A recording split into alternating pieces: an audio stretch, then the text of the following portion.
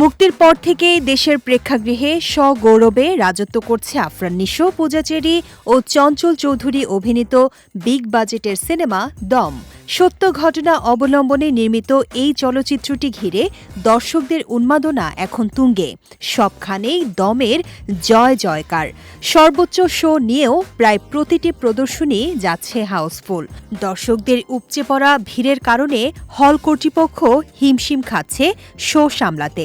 Box অফিসের unofficial খতিয়ান বলছে মাত্র 4 দিনে $1.25 কোটি টাকারও বেশি আয় ঘরে তুলেছে এই সিনেমাটি।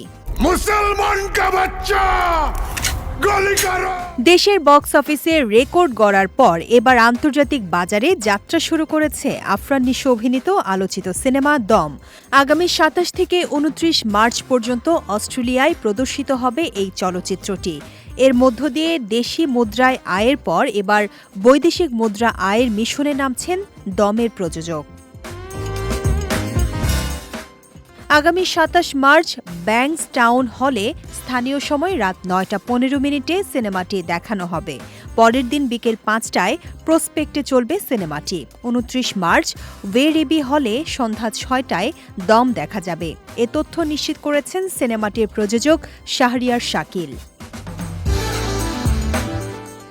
তিনি বলেন, শুরু থেকেই দম ঘিরে দর্শক চাহিদা তুঙ্গে। 4 দিনে যে দর্শক সাড়া পাচ্ছি তাতে আমি একটি নেগেটিভ রিভিউ দেখিনি। আন্তর্জাতিক বাজারে ঈদের প্রথম সিনেমা হিসেবে দম মুক্তি পাচ্ছে। এটি আমাদের জন্য খুবই আনন্দের খবর। আফরান নিশো, পূজা চেরি, চঞ্চল চৌধুরী, ডলি জহুর অভিনীত সিনেমাটি পরিচালনা করেছেন রেদওয়ান রনি।